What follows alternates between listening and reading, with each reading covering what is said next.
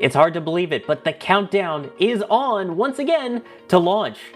Will we have a better flight this time? We'll find out. Let's talk about it on the inaugural Countdown to Launch Flight 8. And here we go.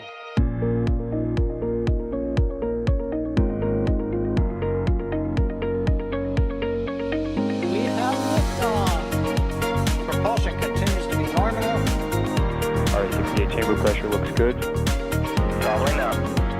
Roger, roll, planet. Water towers fly! Yes! Echo down to nominal. Fighting downside FD off. Bring in FD off. Off. It's orange! 145! Oh my god! Decollage. Put that in the big bag, 343 unfolds to go. Indeed. We rise together, back to the moon and beyond. The methane would be igniting in the flare, correct? Yikes. You dead? Sure. We don't need any more of these.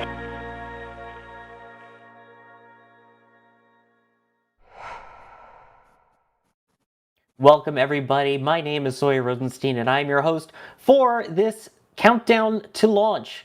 As you can see there in the corner of the screen, we have a countdown finally to Starship Flight 8, which is scheduled for no earlier than this Friday at 5:30 p.m. Central Time. For those who don't know what the Countdown to Launch is, this is our show where we will take a look daily at everything leading up to the flight.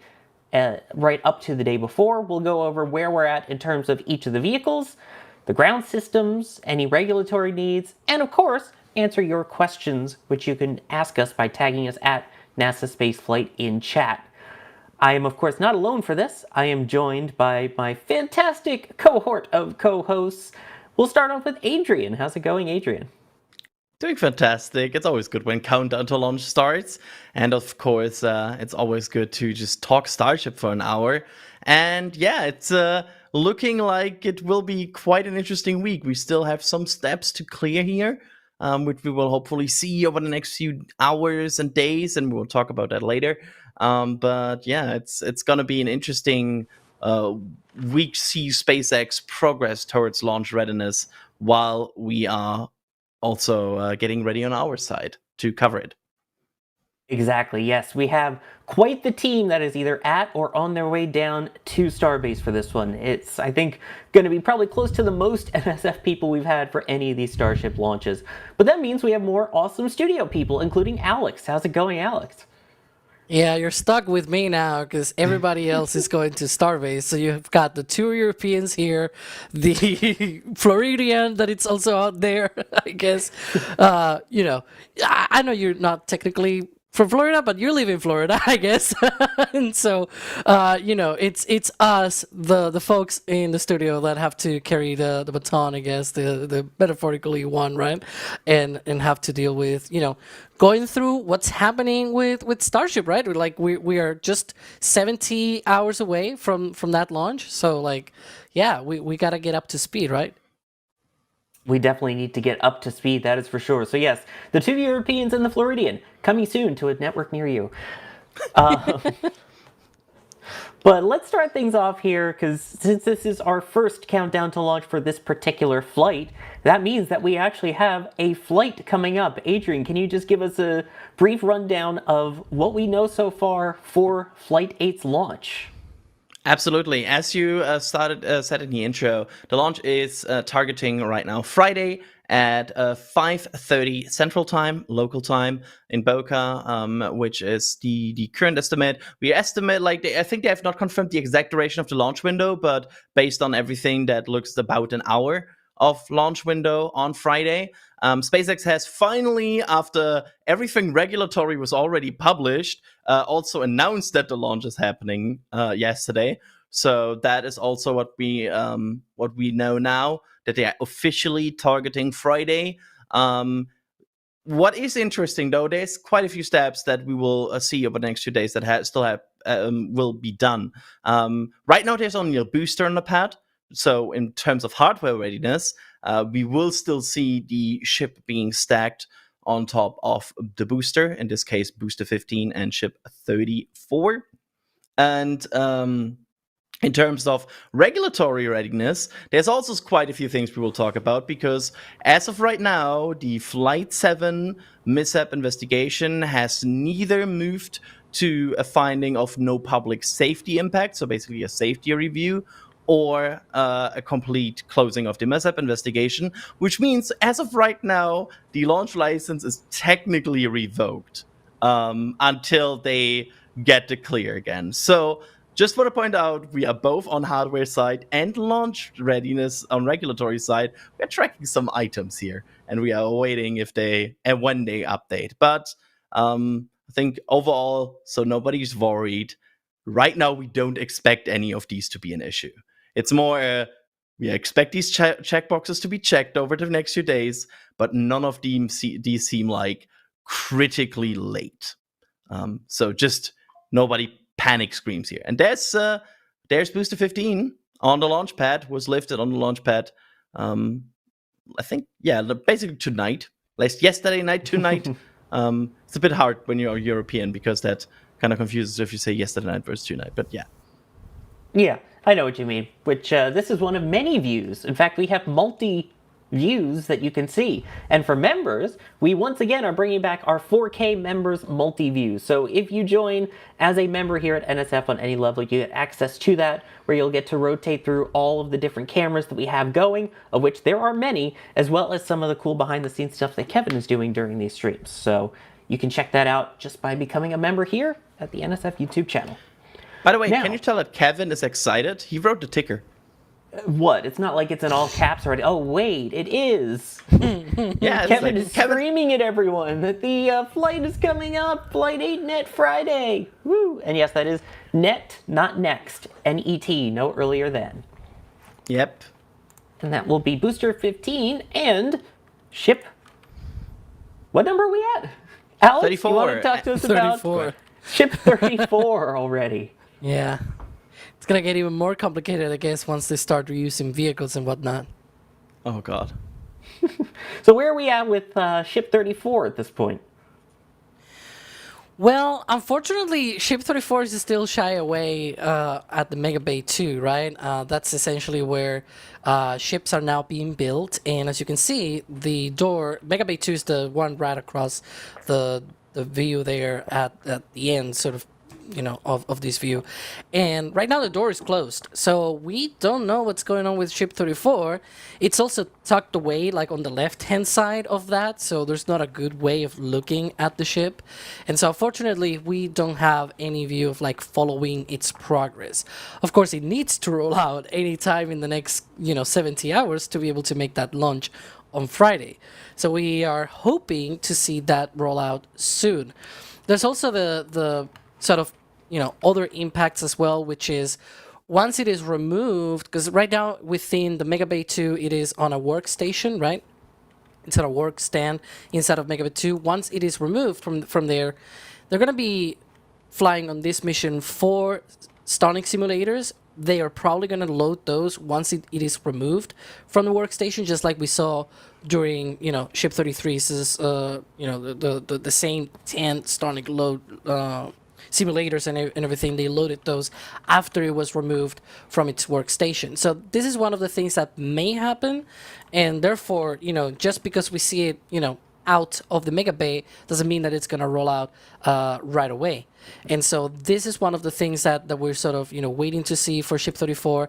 Again, we're not fully sure of what is the timeline until launch for those, but we're gonna keep track of that, of course, as usual. And it's already got its engine testing done. It did a static fire test a few weeks ago at Massey's.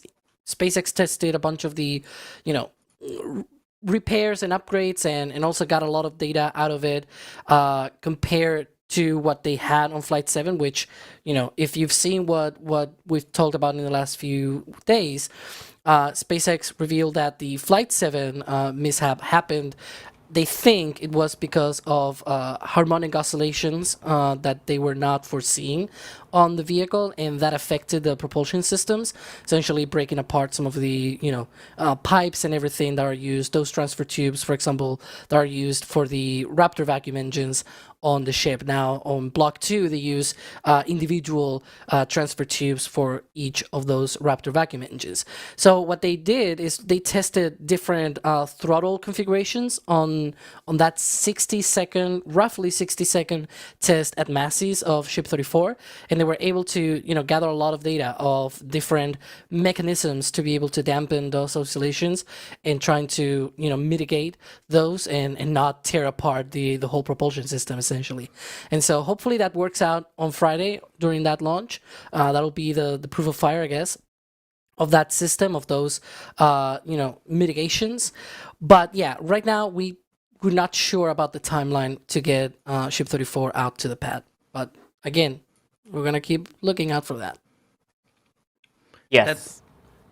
That's such an interesting, because we recently got this information from SpaceX why Ship 33 had that issue during ascent, and it's such an interesting problem, right? Because if you think about the changes on V2, there's probably some sort of plumbing changes as well, and all of these little changes at some point led to a situation where you get this oscillation issue somewhere along the line. I don't know, I'm not an engineer that is involved in any way in this program, but like somewhere along this tree they created an oscillation problem that then resulted in a ship problem. It's such an interesting failure mode that they're discovering here, and it's also one of these failure modes that totally makes sense to discover on a major ship change, because you change plumbing, you change potential vibrations, you change all of these little things, and bam, there you are. Suddenly you have a problem that you never had before that you suddenly need to fix. So really, really interesting knowledge here that we got from the last flight. Yeah, I'm gonna get ahead of a bit of a few questions that I'm already seeing in chat and comments that we got in recent days, because we of course have been streaming other things as well. And yesterday we got that Booster 15 rollout, and we had some comments precisely about those oscillations, like, are those pogo? And my answer was that pogo oscillations, which are these sort of up and down across the vehicle oscillations, right? Those are a type of harmonic oscillations, but not all harmonic oscillations are pogo oscillations, right? And so SpaceX never specified what kind of harmonic oscillations they got on Ship 33 during that flight. It might even be like a combination of multiple. Like it could be pogo, it might be some other kind of harmonic oscillation and things like that, but they got those, right? And what they're doing in order to be able to fix those, unfortunately, that seems to be like the secret sauce, right? And they have not revealed exactly what are the changes for that.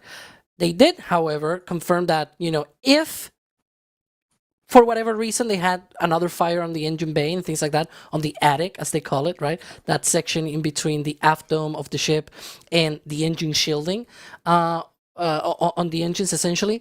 If in that space were to be another fire or anything, they have introduced upgrades to that area where they have more venting space apparently, and also a nitrogen purge system. So, if for whatever reason something were to happen on a ship, they at least can make sure that none of these fires spread. Because apparently what they talked about is that it was not only just these harmonic oscillations sort of tearing apart part of the propulsion system, but it was that it started on one part and then another part and then another part, and sort of it spread out, and apparently started on a vacuum engine sort of plumbing system, right? And then it spread across the entire engine bay.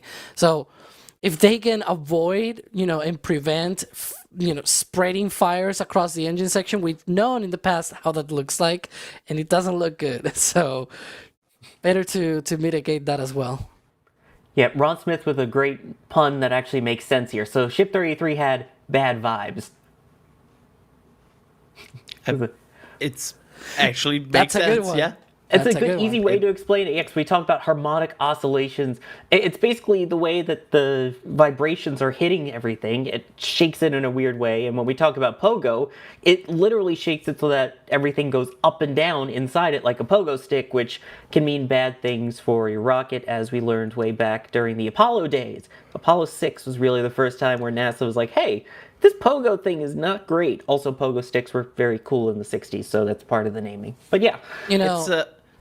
There's all kinds of wave experiments. If you ever had the pleasure of like looking at something like an ocean research center where they look at wave patterns, and this is also kind of situation where the wrong pattern and the wrong frequency of a movement, in this case vibrations, can lead to more vibrations. So basically, you have an increasing vibration that leads to more vibration that leads to more vibration, and at some point your vibration will break your plumbing.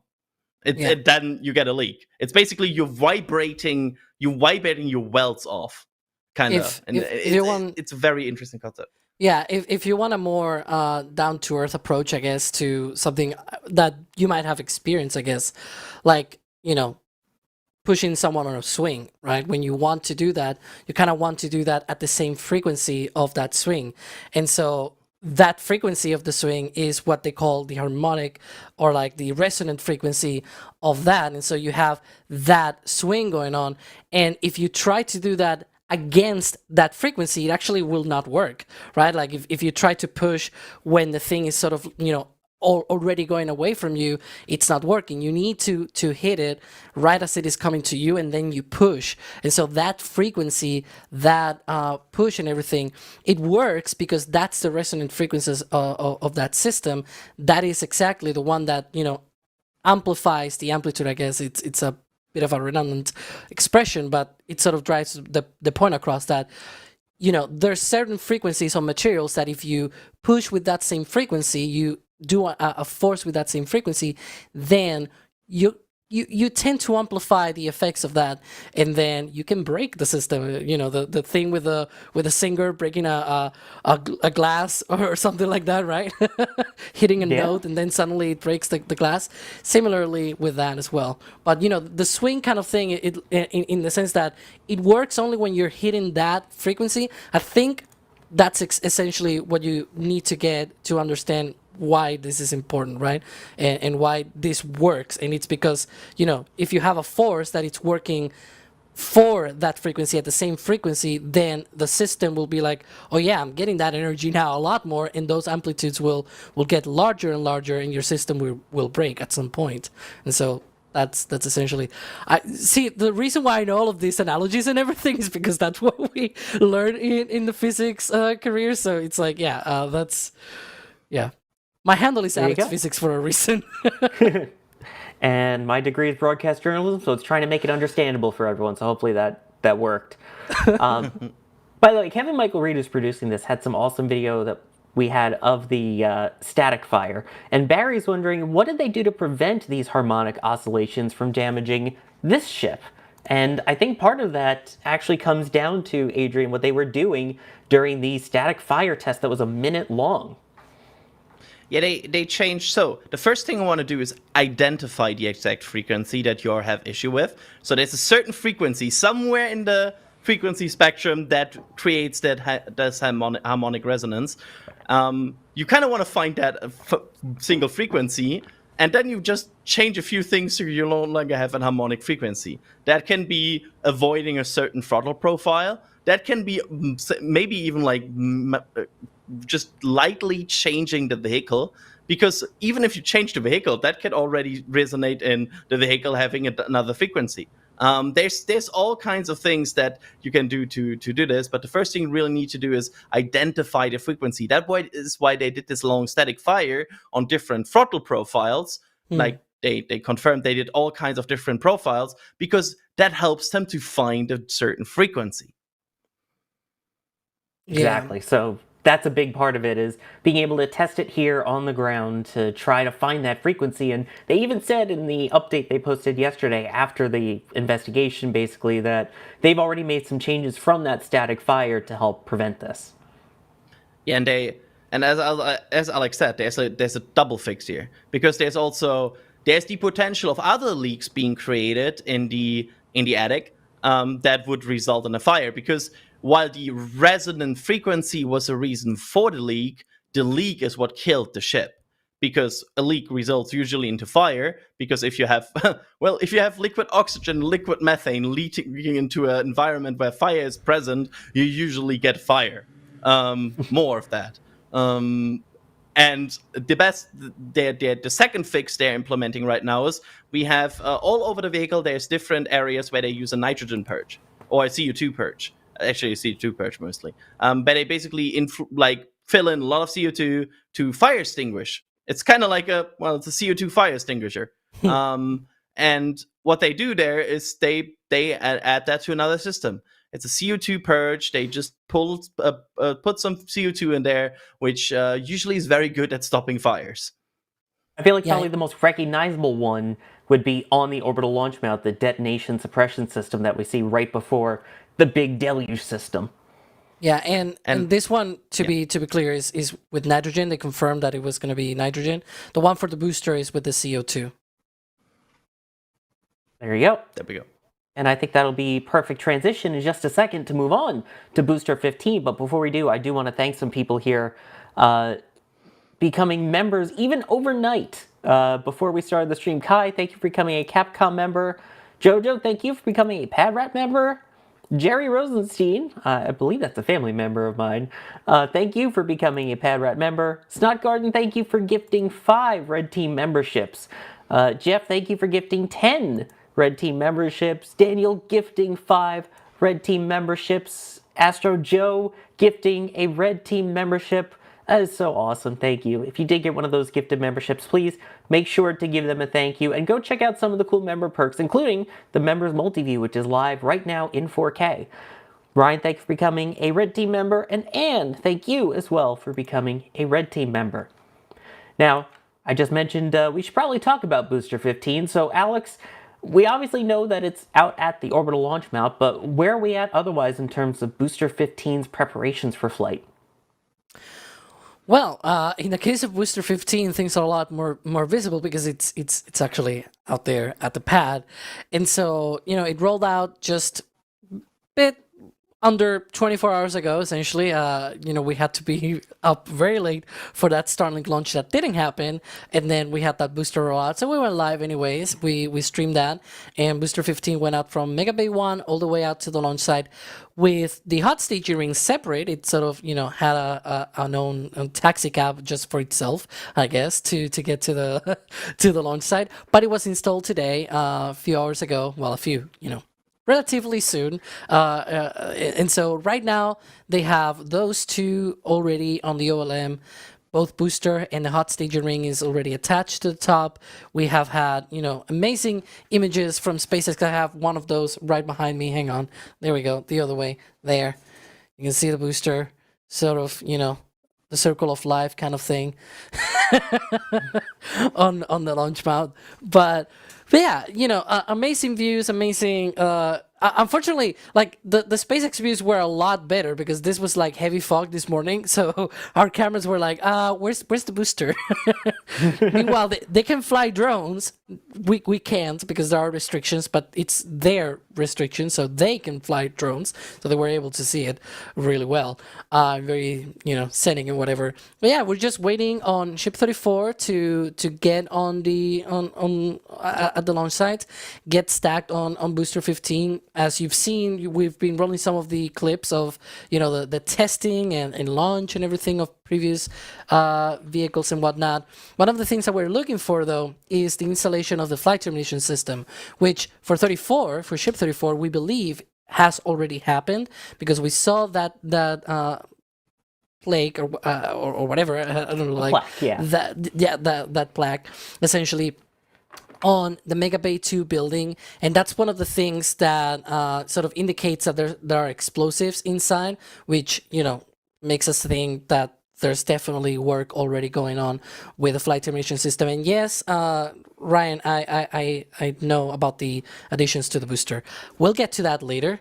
I'm going through the things that I have in my mind. So Apart from that, we have Ship 34 with a flight termination system at Mega Bay 2 for the booster, though. That'll be at the pad, and we know that because Mary got a shot of one of the buildings at the launch site, had this plug art as well, to indicate that they have the explosives there at the launch site. So this is one of the things that, we've been on the lookout for. And I guess they'll do that in the next couple of days that we have until Friday, right? We have, we just rolled under 70 hours right now. There's plenty of time. Usually the flight termination system installation takes a handful of hours for the booster. And so, with Ship 34 already probably having those by the time it rolls to the pad, they're going to have plenty of time for that work. But yeah, I think my feeling right now is not to put my name too much on record here, but I feel like we could see a stack as late as Thursday. Like I wouldn't panic if they go for a stack like early to noon Thursday somewhere and just assemble it there. They still have like 24 hours to get it ready after that, and that's plenty. Like they can do that easily. It feels like they're just gonna, roll Ship 34 out, stack, and say, okay, let's go for launch, right? Like it doesn't seem that they are, like they seem to be trying to do this with as little work as possible out there at the pad, right? And just doing the minimal work and everything. Meanwhile, look at who's also doing minimal work. Yes, Jake is here to help continue to facilitate the conversation. Jake, what are your thoughts on harmonic oscillations? Well, he's purring, so I guess that counts. Anyway, continue.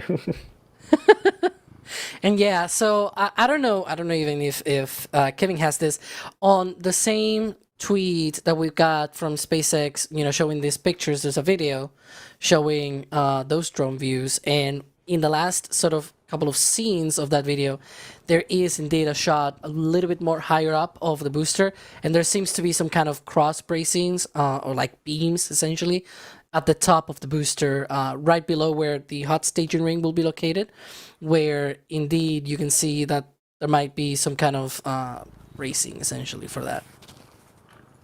Is that? That's not it. I got you a screenshot, Kevin. I think that's the Flight 7 recap, I guess. That's Flight 7 but I just posted a screenshot. I think Kevin will be able to grab that one, and then we can talk about it. But to already introduce that topic, it seems that is to give some. So it's a tin can, right? It's basically a tin can when it's empty, and it. One of the main factors you have is that it will lose some structural integrity the lower the pressures. And during the landing, there's quite a lot of force, and there's actually quite a lot of G while it slows down, and there's probably a reason why they want to give it additional stability, and that's what they do there. So you can see at the very top of the booster, there's two crossbars that they have attached. That will be there. That's a good zoom, and that's usually probably to give the booster additional stability to prevent it from crumbling during landing. Yeah, and that part is actually not pressurized because you have the top of the dome, right?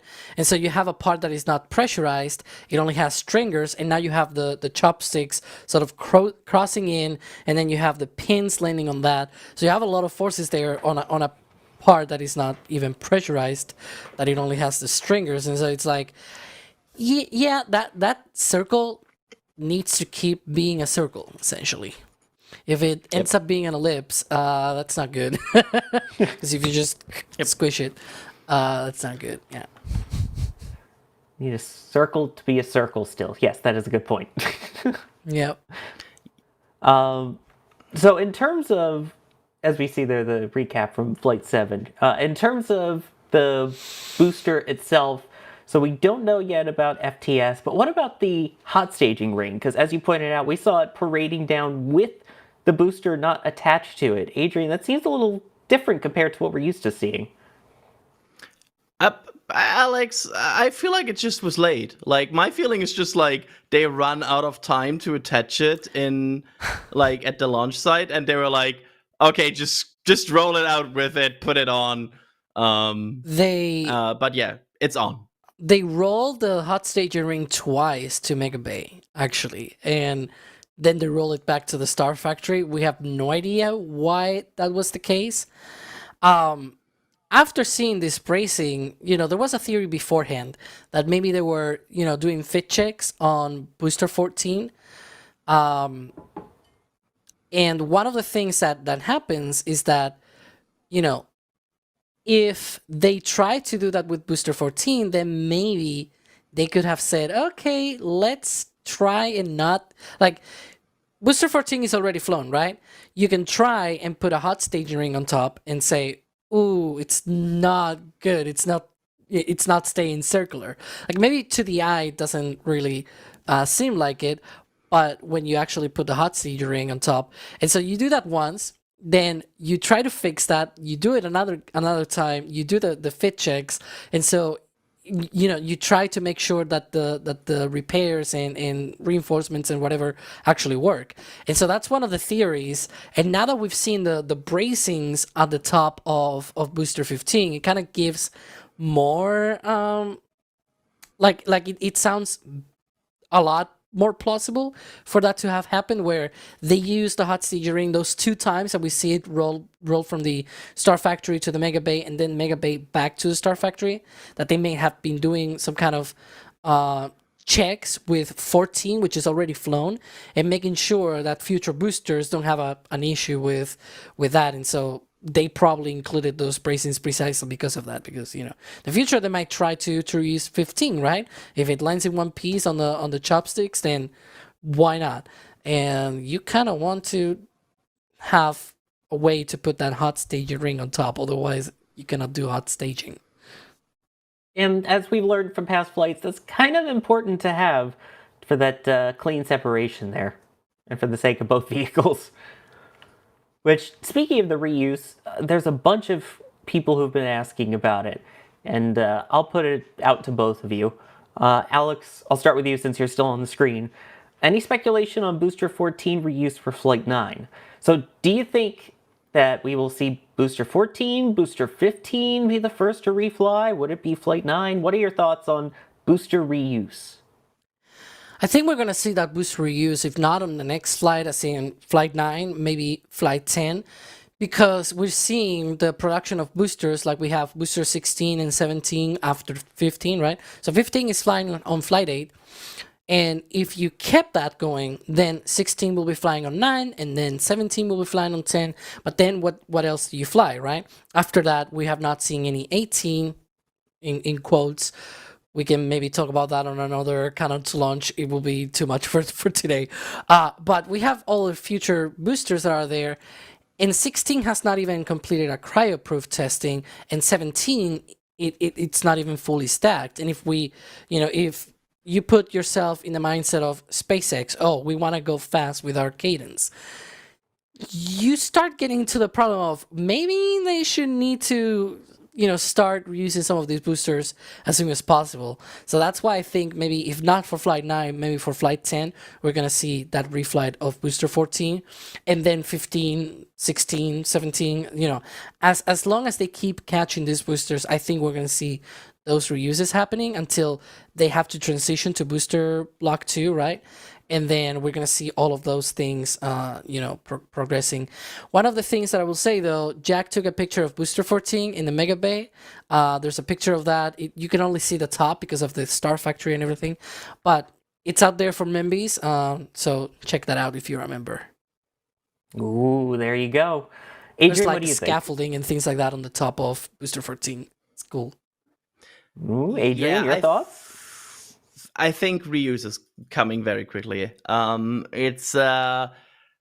It feels like a SpaceX thing to do almost at this point. Like, we are getting close to the point of, like, I bet there's somebody at SpaceX being nervous because they're not reflying the boosters yet. Like, it feels like a very typical SpaceX maneuver to get ready to reuse on the next flight. I'm with Alex. Like, it could be Flight 9, it could be Flight 10, but I would be very surprised if it's not on Flight 10 at the latest. Like, either Flight 9 or Flight 10 will be a reuse booster. It's more a matter of which of the two. I think there's a good chance that so sometimes SpaceX creates almost like these statement launches where there's a lot of things happening and they make like it's a bold statement what they're doing. I think the first chip catch being on 9 could also prompt them to also make it the first booster reflight. So it's like we are reflying the booster for the first time. We are also trying to catch the ship. So it's a win either way, kind of. So yeah, I feel like Flight 9 could be that setup. Yeah, I feel like when it comes to the reuse on this side, they want to obviously, as you mentioned, do it as quick as possible. I think if they want to go immediately with it, then we're going to see Booster 14. But if they have the choice to maybe slow down and, like you said, wait till Flight 10, then I think maybe we see Booster 15, depending on how well it fares coming back, given that they've already said there's been so many computer upgrades, there's been internal hardware upgrades, and changes from Booster 14 to Booster 15 alone. So I think if they want to go fast, then we'll see 14 fly again. If they're okay waiting a couple more months, then it would be Booster 15 on Flight 10. That's just my thought. Be interesting to see what they do with it. Maybe we'll get to see a repeat of Flight 7's booster, which, hey, I think that was on our patch there for Flight 7, which in case you missed out on the Flight 7 patch, don't worry, there are still a few left, and you can check those out at shop.nasaspaceflight.com, along with all of our other awesome Starship merch, including great photos and pictures and metal prints and posters that you can put on your wall. There it is. There is the Flight 7 patch. So maybe we'll get some reflying of the booster from Flight 7, so you'll definitely want to have that patch in your collection if you don't already. Now I know I've already seen people asking, when Flight 8 patch? That will be happening once we get a full stack. So be ready for it. It is absolutely spectacular. You're going to love it. Yeah, again, knocked it out of the park this time. So that's all at shop.nasaspaceflight.com. Get everything ahead of the Starship flight that you need so that after Flight 7 and Flight 8, you can be ready to rep all of the awesome Starship stuff. Now, we talk a lot about the ship itself, but we wouldn't have a launch if there wasn't a launch pad and infrastructure. So Adrian, where are we at on Flight 8 Stage 0? Looking mostly ready. So what we saw a few minutes ago actually is the removal of the booster stabilizer pins, which are used to like guide the booster down during the placement, which is always it's a very given sign because they tend to remove this if the booster the next time will leave the OLM under Raptor propulsion, which, yeah, it's very much given the launch date. But it's a good sign. They're progressing. They're going through with all the Stage 0 modifications. We have also starting to see some crane movements because they are getting ready to move the crane out because, well, they need to.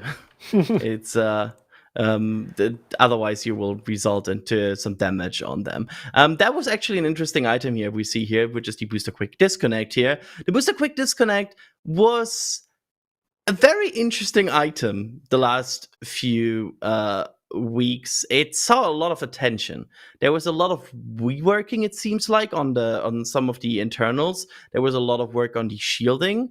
And we have seen that a bit in the past. I still feel this is a bit of a pain item for SpaceX because we see after every single flight that the booster quick disconnect gets a lot of attention, way more than, for example, the ship arm.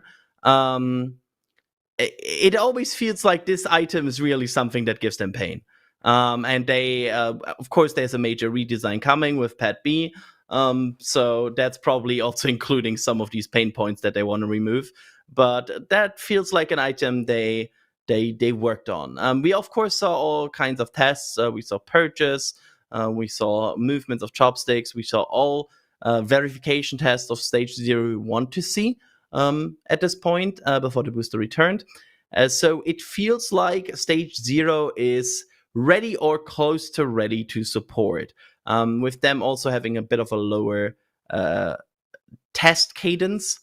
They, of course, are able to refill the tank farm just in time. Like, I'm not worried about that at all. So don't be worried about is there enough methane in this tank farm? Yeah, there's probably enough methane.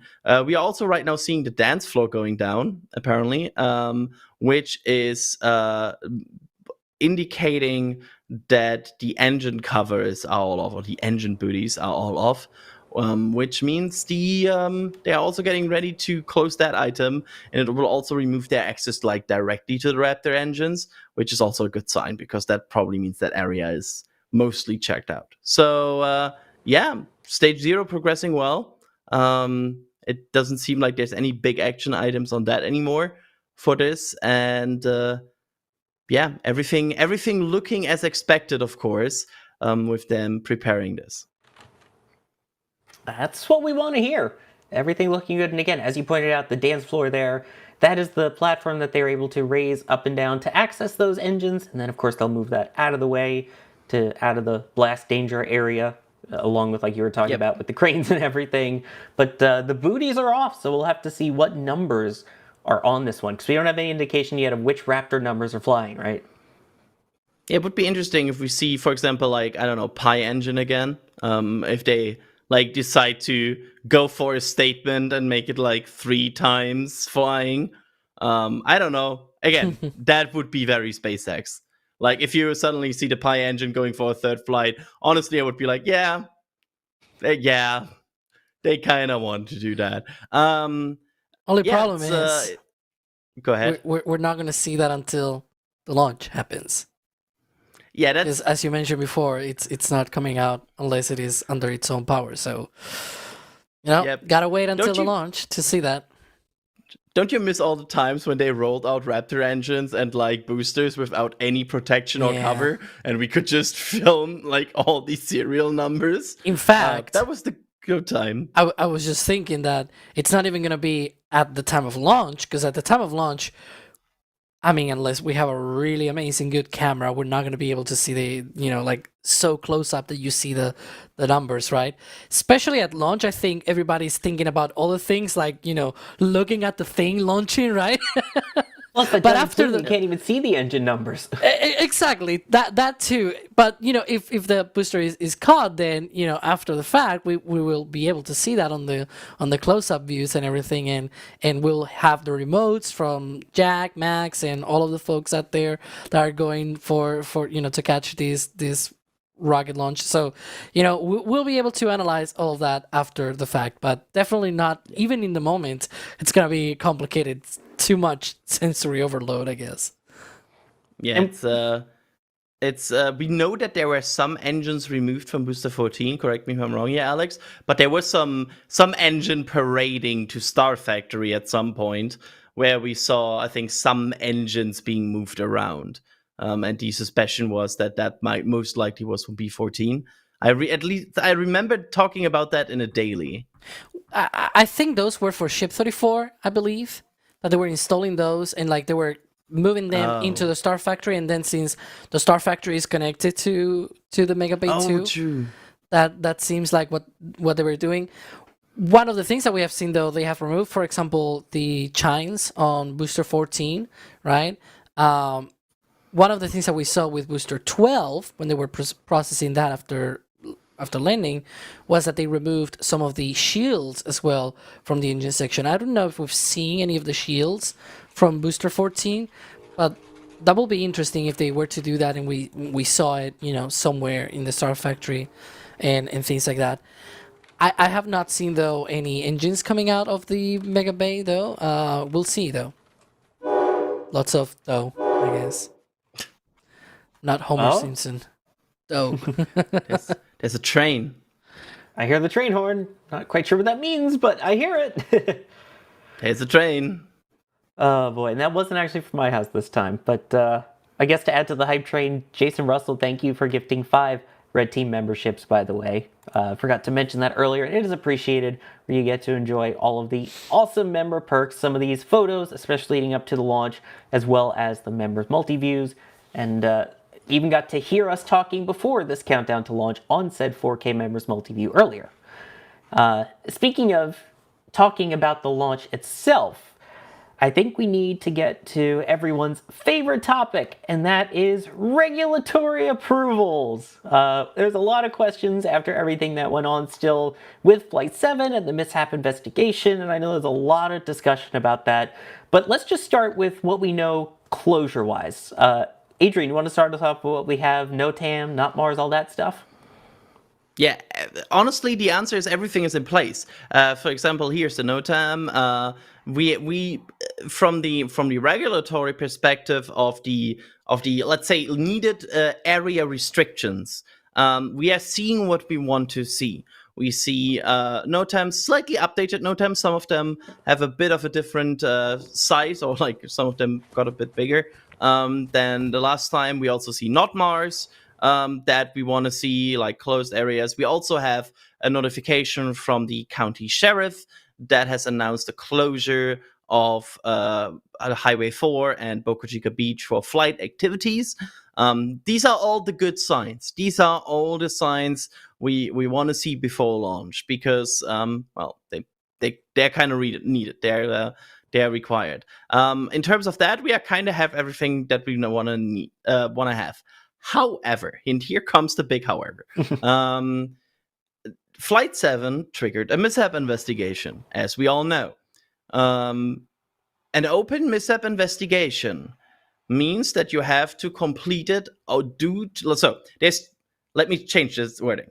There's two ways how to close a mishap investigation. Either you close the mishap investigation, that's step one, or you get a determination of no public safety endangerment. Basically, the FAA tells you you have more time to close this report. However, we feel confident that public safety was never in danger. That's the safety determination. One of these two has to happen to the Flight 7 mishap investigation before they can fly. So far, none of these two have happened. SpaceX has acknowledged that, because SpaceX has even acknowledged that they are seeking one of both ways. They have not even told which yet in their statement, but they are working on towards together with the FAA. We have not heard anything from the FAA yet that they are done with it or they are getting ready for it. However, there's good confidence that this will not be a roadblocker for Friday. I will add that. Based on what we know,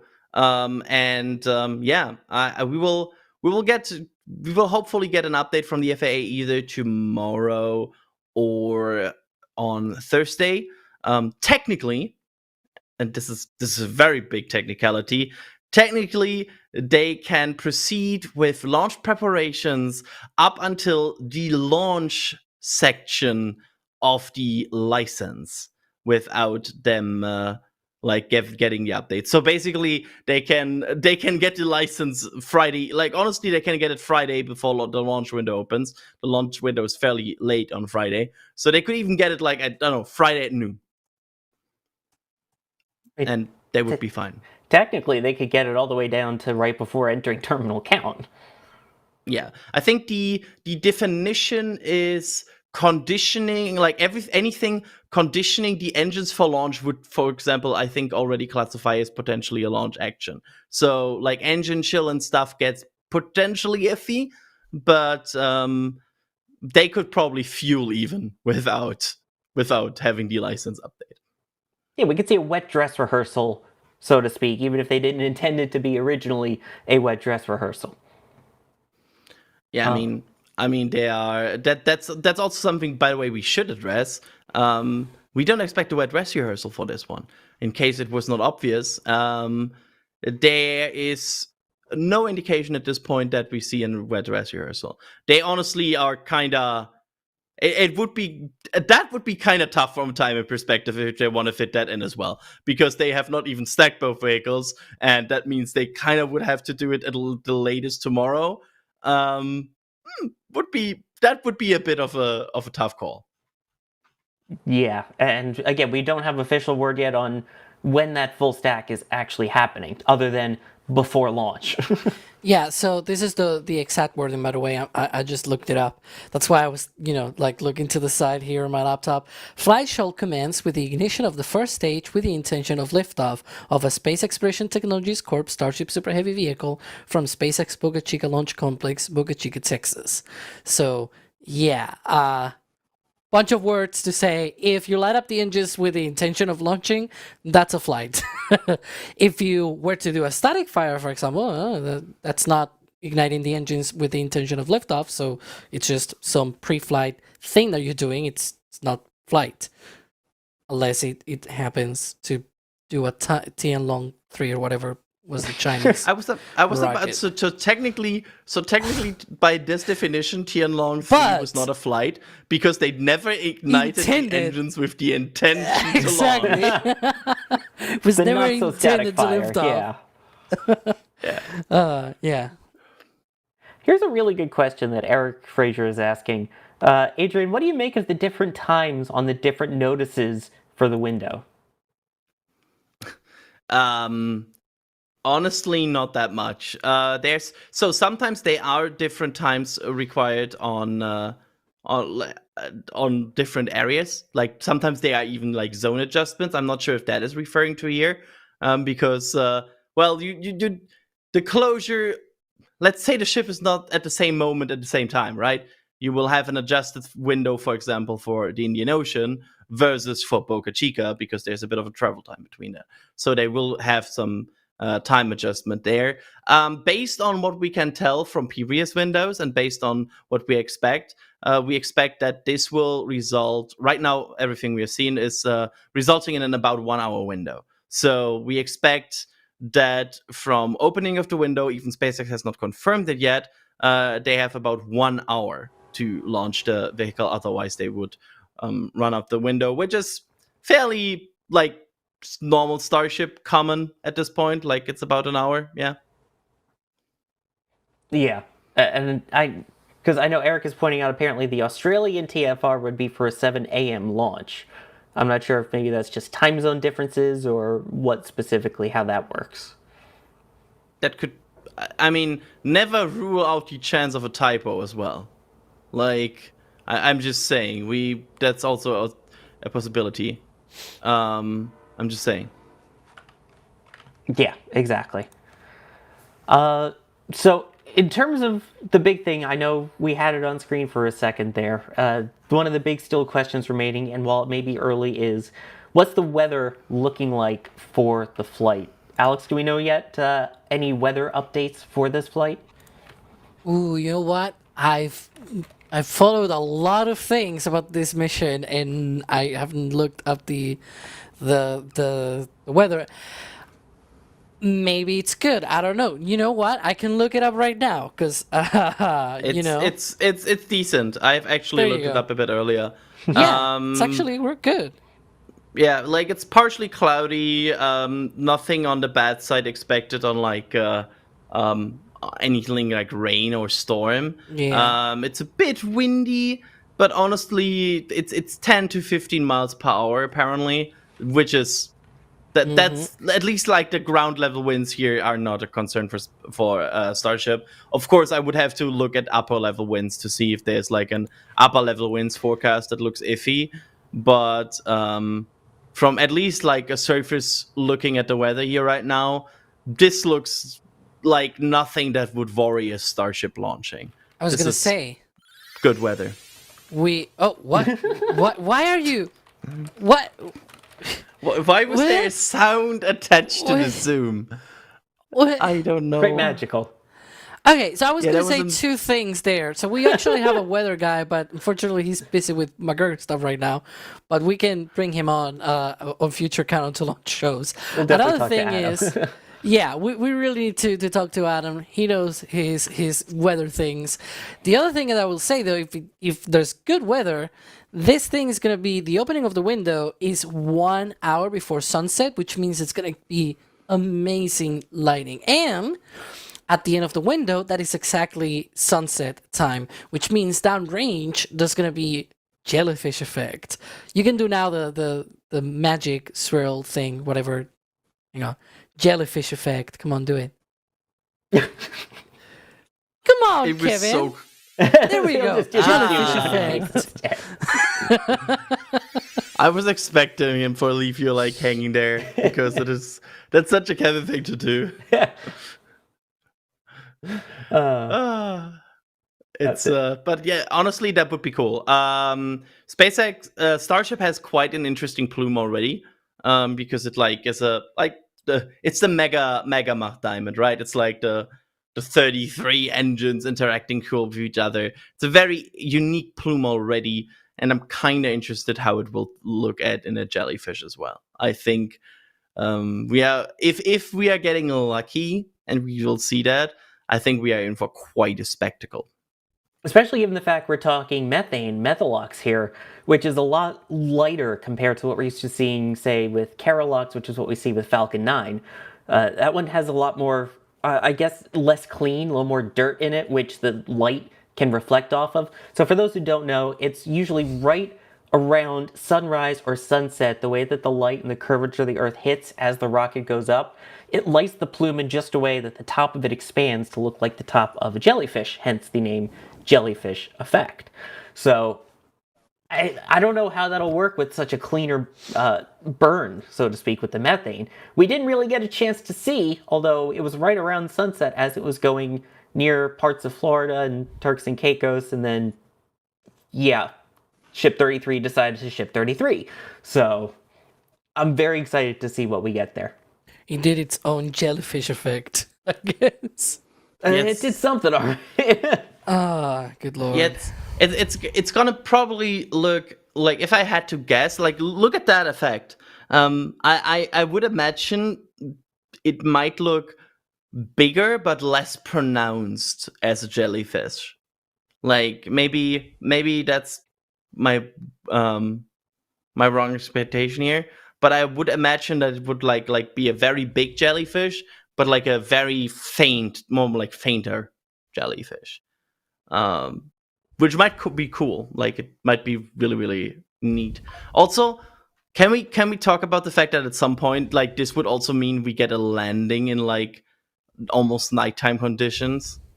Like, that's gonna be cool. Oh yeah, the first night flight of Starship is going to be bonkers, to say the least. I'm seeing chat, by the way. I'm not blind or anything. I can see it. And I see what's going on. Kevin? What's Kevin doing? The zooming in. I do want to thank some people here. I got a lot of people with Paladin Phil saying jelly effect. UK Hudson jellyfish for Alex. SpaceX Sammy with jellyfish effect. Love you guys. How you doing down there, Alex?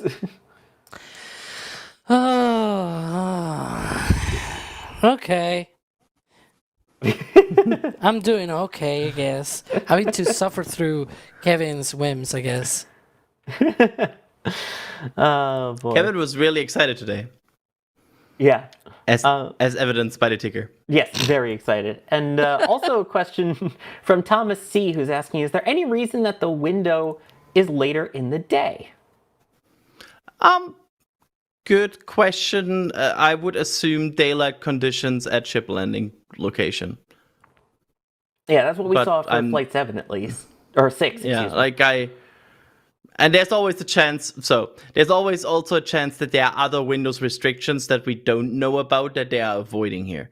There could always be something on the course that they want to avoid, or there's a certain time frame where regulatory bodies have requested them, please don't close the airspace in that time frame. So that could always also like be related here, why they have adjusted the window.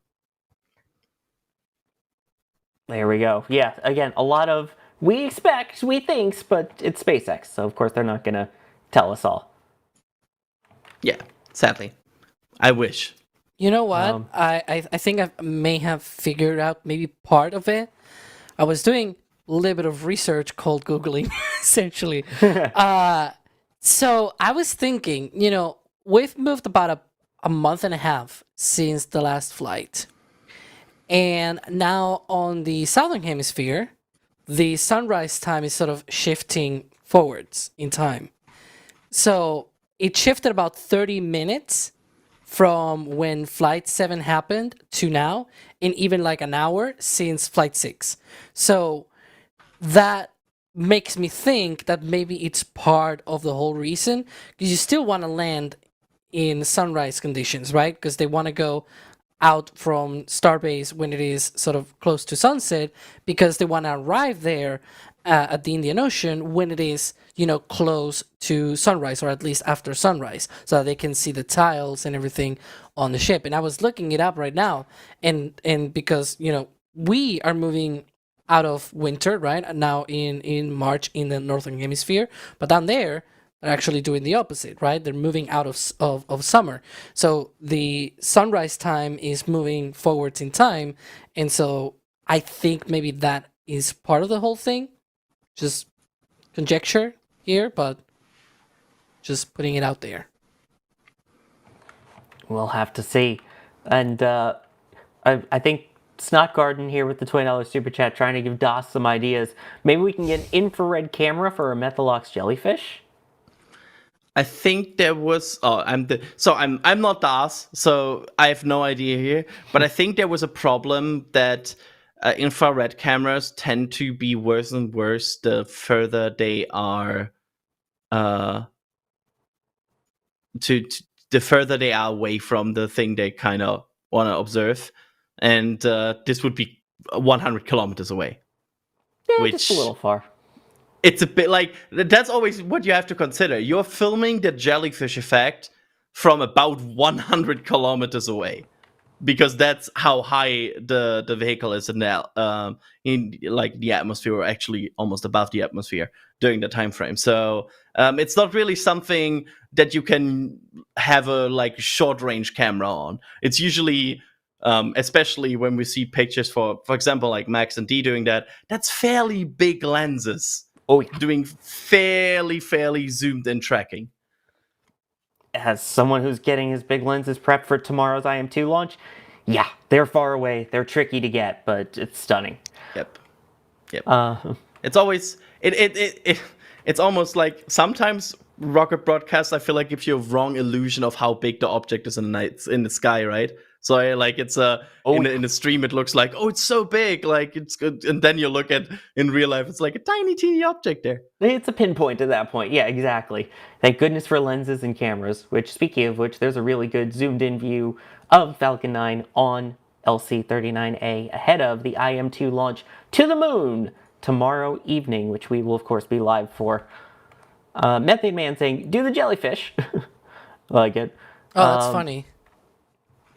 Because Methane Man and that lander uses methane. Oh, I didn't even think of that. That's yeah. Quite appropriate. Telstar86 saying 2 a.m. here on a night shift. Nice to have CTL to listen to while I work. Can't wait for Friday for another amazing launch and great views from NSF. Thank you. We appreciate that a lot. Can we also talk about the fact that this is the second time in a row that we have a Starship launch in a week and a moon launch a few days before that? Like, if I had a nickel for every time we had a Starship launch in a week and then a moon launch right before that, I would have 2 nickels. It's not a lot. Do we have another New Glenn, though? Oh, sorry. There's no New Glenn scheduled for this week as far as... if they roll it out to LC-36 right now, I'm getting nervous. Yeah, just in case. Yeah, like please, Blue Origin, take your time. Like, yeah. don't bother. I mean, we still have our Cape Cams at LC-36. For this one, please, a lot more Grudatum and less Velociter for once. Yeah, like, take your time. Don't worry. Yeah. By the way, everyone going crazy for Jellyfish effect. Mark also with the super chat saying Jellyfish effect, and Telstar86, it's peanut butter jellyfish time. Where you at? Where you at? Oh, come on, that look, Adrian, that look of shame. There's no shame in that one. I'm proud of that. That was great, Telstar. Larry, you're thank- infecting chat at this point. I sorry. love it. It's Like, great. It's sorry, that's not live, by the way. We don't have a group of people cheering on the roof at all times. We don't? Wait, No, we don't. actually- we don't go actu- out and pre-record people cheering for a rocket launch. No, who would do that? Wow. Let's Who let's ever not do talk that? about that. No, Wait, never. wait. Why are we going full screen for me? Oh, you now have we're to going do the full thing. screen. Oh, I have to the jellyfish effect. There you go. Hey, with the noise, I like it. You're Along those happy, lines. Kevin? Along those I think lines, Kevin is very happy right now. Shazward saying, It's like hashtag do it. it's almost like that SpongeBob episode, right? Like a lot of Imagination. Yeah, exactly that. Are you See, the feeling problem- it now, Mr. Krabs, aka Kevin Michael Reed? This is going downhill fast. Yeah. Larry, thank you for becoming a Pad Rep member, and Joe getting the Flight 2 patch from the shop, saying thanks for keeping it classy. Absolutely. You know, chat's always on my side. Always. Are they though? Ship I feel like 26. also some. Yeah, but to be fair, half of the Ship 26 polls were like, which ship do you like more? Boring Ship 34 or amazing Ship 26? So I always felt like you skewed a bit the results. That's the Yes, best. there was someone who renewed I their love that. membership and put that in there about Ship 26. I just chose not to read it because Ship 26 not best ship. You're just wrong.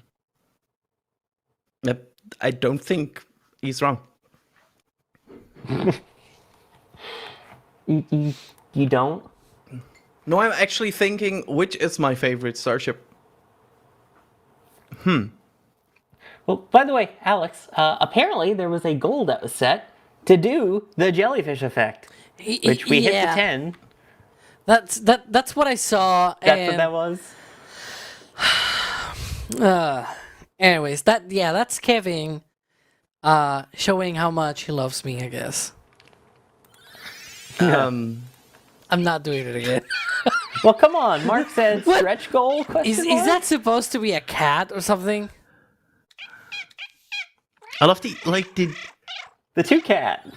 who gave Kevin a soundboard? Like honestly, Who gave They Kevin went the option away to from create me. Who gave Kevin the option to create a target for Alex to do the jellyfish effect? I feel like when did this soundboard became activated again, Kevin? When I decided it was. We need to remove your soundboard powers. Just saying. No. Oh, well, if you can't get enough NSF, don't worry. Some of us will be back in a couple hours for the Starlink 12-13 mission. So hopefully some of you will join us for that live stream coming up. And again, with this being so close to the next Starship Flight, yes, that'll be me and Alex. With us being so close to the next Starship Flight, don't forget these countdown to launches will be every day coming up until the launch day itself, where we will have our stakeout and launch streams for you. I am Sawyer Rosenstein. I am joined by my awesome team here with... Oh, that's me. Hey, I'm Sawyer. Adrian, thank you for joining us today. It was a pleasure, and I can already spoiler that I will also be on tomorrow's Countdown to Launch, and we all three are also on IM2. So if you like this combination, there will be more of this. And if you don't like it, too bad. We'll be here anyway. Yep, sorry. Yeah. Alex, thank you for joining. Yeah, I'm also going to be on the Starlink stream. I'm also going to be on tomorrow's Countdown to Launch, and I'm also going to be on the Intuitive Machines 2 lunar landing and whatever. And then Kevin is also going to be making more fun out of me, I guess. But yeah, lots of activities going on.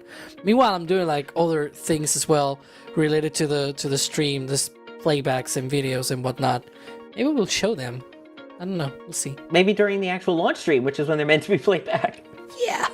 Right. Anyway, Kevin Michael Reed is the one pushing the buttons, pulling the levers, and using a soundboard that should probably be taken away from him.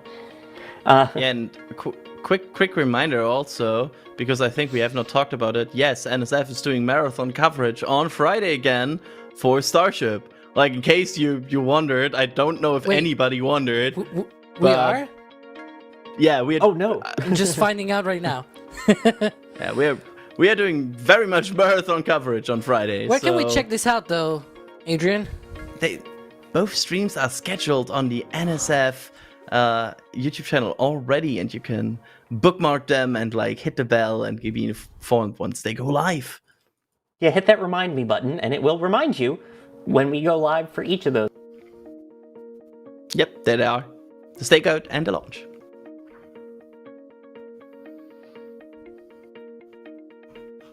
Cool. Sawyer?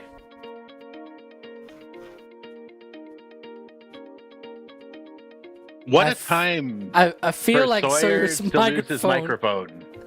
Yeah, Sawyer. Should I quickly outro, Kevin? I think it's time to say goodbye. With the technical situation signaling us that this is time to say goodbye, I'm also saying goodbye, Sawyer. Thanks for being on the show today and hosting. And here we go.